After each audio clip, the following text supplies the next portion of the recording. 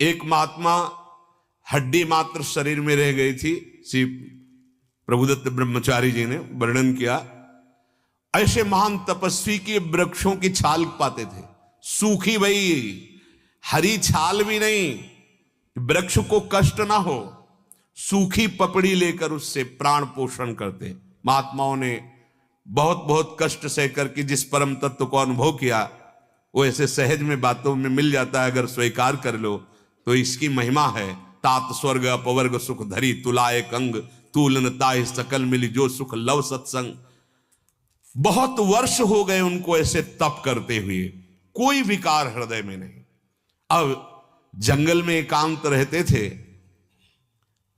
अहंकार को पुष्टता मिलने का ये अवसर मिल गया कि वृक्ष की सूखी हुई पपड़ी वही पाना, वलकल की लंगोटी लगाना, एकांत सेवन करना। अहंकार जब बढ़ता है तो सुनहु राम कर सहज स्वभाव, जन अभिमान न राखे काऊ। भगवान किसी का अभिमान नहीं रखते, मिटिया मेट कर देते हैं। अहंकार भगवान को पसंद नहीं है। अब वो अहंकार बढ़ने लगा, जहां अहंकार बढ़ा तहां विकार बढ़ना शुरू हो जाते हैं। तो एक दिन कामदेव प्रकट हुए साधारण वेश में और कहा, महाराज आप ऐसा न समझे कि सब विकारों पर विजय प्राप्त कर ली। चिंगारी अगर दबी रह जाए तो ऐसा न समझो कि आग नहीं है। अगर फूस मिल जाए और हवा बन जाए तो ज्वाला की आपको वृत्ति का दर्शन हो जाएगा। अभी वो चिंगारी पर फूस मिल जाए, हवा का सहयोग हो जाए तो ज्वाला का दर्शन करा देगी वही चिंगारी। तो जब तक भगवत साक्षात्कार नहीं होता तब तक चिंगारी रहती है। और अगर फूस मिल जाए ना, देवर्षि नारद जी ने कहा पहले तरंग की तरह होता, फिर समुद्र की तरह छा जाता है विकार। तो उन्होंने कहा अरे जाओ, क्या बात करते हो। मुस्कुराए और कहा सावधान रहना, और चले गए। वो ये नहीं जान पाए कि साक्षात कामदेव था। दृश्य बदलने लगा। जहां जहां से वृक्षों से पपड़ी लेते थे, अब वहां घी का बढ़िया मेवा पड़ा हुआ हलवा चिपका दिया। वो देखा कि मेरे तप के भय से ये वृक्ष पपड़ी की जगह कुछ खाद्य पदार्थ प्रकट कर रहे हैं। मेरा प्रभाव, क्योंकि अहंकार बढ़ चुका था, तो जवान से चाटा तो जहां सूखी पपड़ी खाने वाली जवान, वहां मेवा से मिक्स हलवा एकदम देसी घी का। अब इतना हलवा, उनका बड़ा प्रभाव तप का। दूसरे दिन देखा कि कई वृक्षों में, अब बोले पूरा वन मेरे अधीन है। अब कई जगह चाटा तो 200-250 ग्राम तो हलवा पहुंच ही गया। अब हड्डियों में चिकनाहट आने लगी, रक्त बढ़ने लगा, मांस बढ़ने लगा। रोज उनको बस यही आभास होता कि मेरे तप के प्रभाव से वृक्ष ऐसा खाद्य पदार्थ प्रकट कर रहे हैं। एक दिन वो जब गए तो हलवा नहीं लगा हुआ था उसमें। तो कहा आज क्या हुआ, तो देखा कि छमछम की आवाज आ रही नूपुरों की।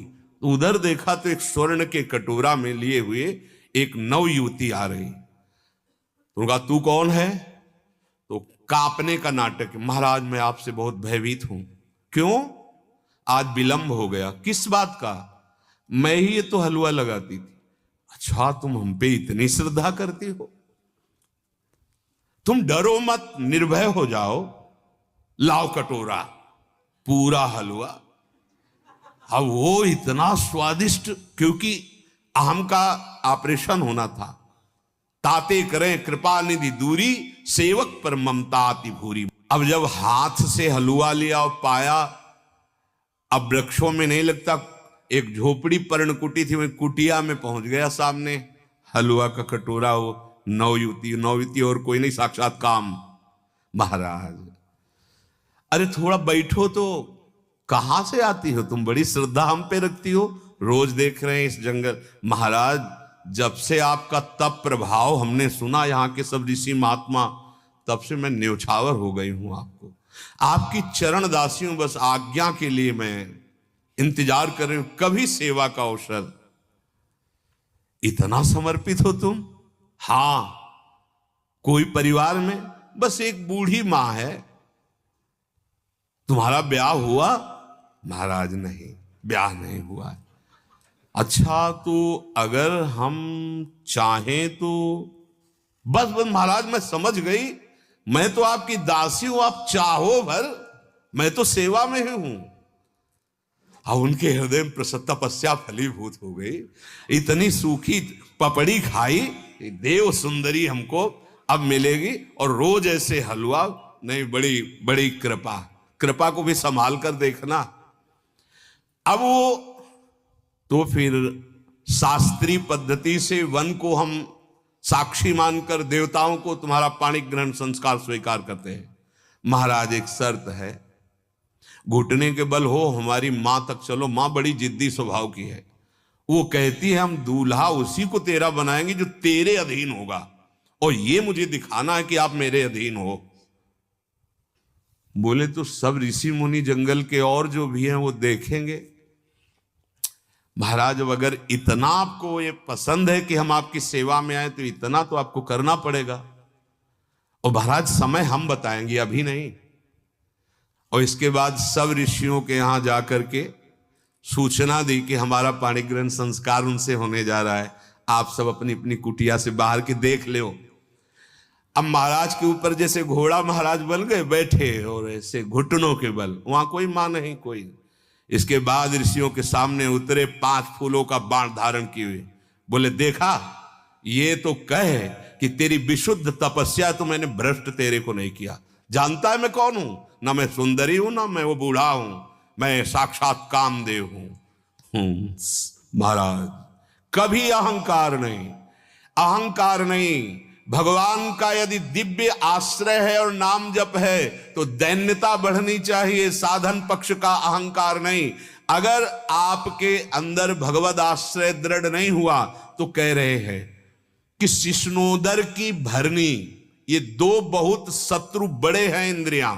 एक रसेंद्रिय है इंद्रियां, एक रसेंद्रिय एक जनेंद्रिय। ये ऐसे चौड़े पे मारते हैं जहां कोई बचाव पक्ष नहीं होता, केवल श्री भगवान होते हैं। इसीलिए एकमात्र भगवान का आश्रय जे विधि होए नाथ हित मोरा। हमारी बुद्धि का क्या भरोसा, कभी किसी क्षण तो ऐसे वैराग्य में रहती हो, कभी किसी क्षण ऐसे भोग वासना में रहती, नहीं भरोसा। भरोसो दृढ़ इन चरणन केरो। जब तक भगवान के चरणारविंद का भरोसा नहीं होता, ये हमारी बुद्धि कभी भी धोखा दे सकती। व्यास आस जो लगी है तो लगी हरि ना। ये जब तक भोगों की आशा है तब तक हरि का आनंद नहीं मिलता। बड़े बड़े बुद्धि के तर्क उपस्थित होते तो कभी कभी हंसी आती है। हे भाई, सारी की सारी ये 3 गुणों से भरी हुई बुद्धि का तर्क है। अभी बुद्धि के अतीत तत्व का कोई परिचय नहीं, केवल बात ही बात। जो बात की बात है अभी वहां नहीं पहुंचे त्रिगुणातीत में। सहज प्रीति तभी उत्पन्न होगी जब तक विषयों की आशा है, तब तक नहीं। सहज प्रीति के बिना हरि का विश्वास दृढ़ नहीं होता, हरि का अनुभव नहीं होता। और हरि का अनुभव हुए बिना ये विकार किसी को बख्शते नहीं है, क्योंकि ये भी हरि के बल से हैं, ये भी हरि के पार्षद हैं। कामदेव अवतार ले रहा है, भगवान श्री कृष्ण जब अवतार लिए तो प्रद्युम्न जी के रूप में। प्रद्युम्न साक्षात कामावतार भगवान प्रद्युम्न, भगवान ही हमें बचा सकते हैं। इसलिए हम भगवद आश्रित होकर जैसी शास्त्र सम्मत भक्ति का वर्णन है वैसा हम स्वीकार करें, नहीं हमारी बुद्धि मोह रूपी दलदल में फंस जाएगी।